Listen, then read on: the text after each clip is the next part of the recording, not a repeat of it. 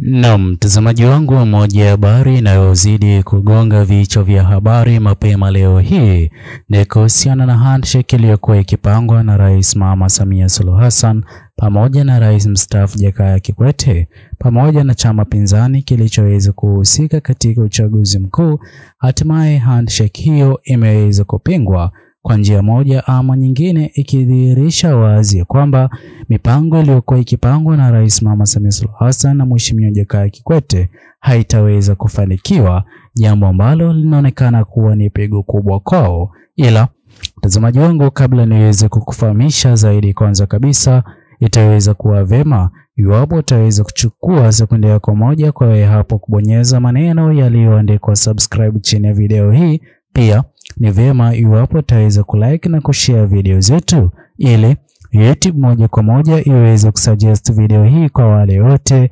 wanaozidi kufuatilia siasa za Jamhuri ya Tanzania. Mtazamaji wangu, kwa njia moja ama nyingine, sababu 10 ambazo zimeweza kuratibiwa kwa nini maandamano ya vijana Gen Z hayakuweza kufanikiwa jinsi ambavyo ilikuwa ikitarajiwa, na pia kuna sababu ambazo zinazidi kudhihirisha wazi kwamba kwa nini hivi sasa serikali awamu ya 6 ama awamu ya 7 inataka handshake kati yao na wananchi wa Jamhuri ya Tanzania na upinzani wa kiongozi aliyekuwa akigombea nafasi ya urais. Kwanza kabisa ni kwa ajili ya kurejesha utulivu wa kisiasa katika Jamhuri ya Tanzania, hatua ambayo kwa njia moja ama nyingine hivi sasa inazidi kuwa vigumu kwake Rais Mama Samia Suluhu Hassan na hata baadhi ya viongozi wengine walioko katika serikali awamu ya 7 hivi sasa kujumuika pamoja na wananchi katika Jamhuri ya Tanzania. Hivyo basi hali hiyo ingependa waweze kuimaliza kupitia handshake, jambo ambalo halijaweza kukubalika kamwe. Vile vile mtazamaji wangu, moja ya sababu ambayo handshake inazidi kutarajiwa ama viongozi wa serikali awamu ya 7 naomba waweze kufanya ni kwa ajili ya kuonyesha ukomavu wa kisiasa, jambo ambalo wengi hawajaweza kulifurahia kutokana na tukio sawia na hilo kushuhudiwa katika Jamhuri ya Kenya. Vile vile mtazamaji wangu, kuna kupunguza presha ya kimataifa. Hivi sasa mataifa ya kigeni yanazidi kuangalia ni kipi ambacho kinazidi kuendelea katika Jamhuri ya Tanzania baada ya kugonga vichwa vya habari kwa maandamano ya kihistoria ambayo yaliweza kushuhudiwa katika Jamhuri ya Tanzania, hatua ambayo kwa njia moja ama nyingine inaonyesha wazi jinsi ambavyo uongozi hivi sasa wa serikali awamu ya 7 ungeweza kujaribu bidii yoyote ile kwa ajili ya kujiondoa katika macho ya mataifa mengine, hasa kutokana na vifo vya vijana Gen Z, ambapo inadaiwa kwamba ni utumiaji wa nguvu kupita kiasi wa maafisa wa polisi walioweza kuhusika ama kusababisha vifo hivyo vijana Gen Z. Mtazamaji wangu, pia kwa njia moja ama nyingine kuna sababu ya kulinda uchumi katika Jamhuri ya Tanzania. Sote tuliweza kushuhudia jinsi gani ambavyo hasara ya mabilioni iliweza kushuhudiwa mapema tarehe 29 mwezi wa 10 mwaka 2025 hadi mapema tarehe 3 mwezi wa 11 mwaka 2025, kipindi na wakati ambapo vijana Gen Z waliokuwa wakiandamana kusababisha hasara hizo za mamilioni ya fedha, hasa katika biashara za viongozi walioko katika serikali ya awamu ya 6 kwa wakati huo, pamoja na yeyote yule mtu maarufu katika Jamhuri ya Tanzania alikuwa akijihusisha na chama cha CCM. Kwa njia moja ama nyingine, handshake inayozidi kuratibiwa ambayo vijana Gen Z wameanza kukataa ni ya kwamba kuvuta vijana wa Gen Z karibu na uongozi wa serikali ya awamu ya 7. Mtazamaji wangu, kwa njia moja ama nyingine maandamano kweli yaliweza kufanyika na kuliweza kuwa na mgawanyiko.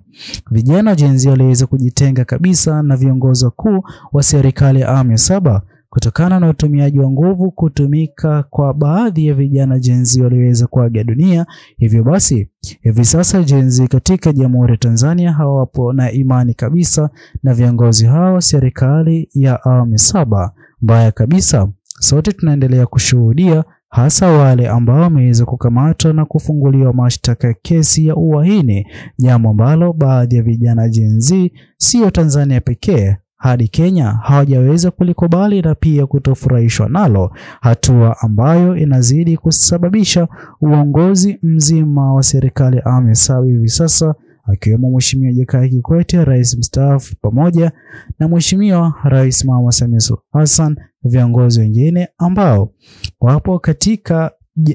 serikali ya awamu ya 7 kuomba handshake. Vile mtazamaji wangu, maandalizi ya uchaguzi mkuu wa mwaka 2030, iwapo kama hakutakuwa na uchaguzi wote ule utafanyika tena, ama hakutakuwa na mheshimiwa kama Tundu Lissu kuachiwa huru, sawia na jinsi ambavyo uongozi mzima wa serikali awamu ya 7 hivi sasa unazidi kuratibu kalenda mpya kikatiba ya uchaguzi mkuu ujao usiweze kushuhudiwa na majanga sawia na yale ambayo yaliweza kutokea katika uchaguzi huu, hatua ambayo mtazamaji wangu wa Tanzania wengi hawajaweza kuikubali. Pia kuna kuondoa mjadala wa ukandamizaji chini ya uongozi wa serikali ya awamu ya 7, ndipo ambapo anazidi kuitisha handshake iweze kufanyika, ila hilo limeweza kutupiliwa mbali na hata wengi wa Tanzania kuunga mkono kutokuwa tayari kwa handshake, kwani mwisho siku vipi kuhusiana na jamaa wote walioweza kupoteza wapendo wao katika maandamano, na vipi kuhusiana na yeyote yule aliyeweza kupata jeraha katika maandamano yaliyokuwa yakifanyika siku ya kupiga kura ama kipindi na wakati wa uchaguzi mkuu wa mwaka 2025. Mtazamaji wangu, hatua hii inazidi kuonyesha jinsi gani ambavyo umaarufu wa chama cha CCM umeweza kuathirika pakubwa, ijapokuwa kuna kiongozi kama Mheshimiwa Jakaya Kikwete ambaye bado anazidi kushinikiza serikali kufanya mazungumzo ama handshake. Pia mtazamaji wangu, kuna kujenga uhusiano mpya wa vyama vya upinzani, ndipo ambapo chama kama chama Chadema ambacho hakikuweza kushiriki katika uchaguzi mkuu mwaka 2025, iwapo handshake itaweza kufanyika, yote hayo yataweza kusaulika, na ndipo ambapo kwa mara nyingine tutaweza kushuhudia chama cha kisiasa kama chama Chadema kujihusisha na uchaguzi mkuu wa mwaka 2020.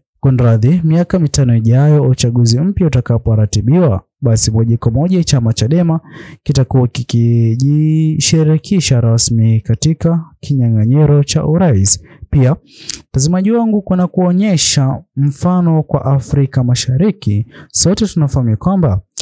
mambo ya handshake katika mataifa ya Afrika Mashariki haitakuwa vyema iwapo hatutaweza kutaja Jamhuri ya Kenya, ambayo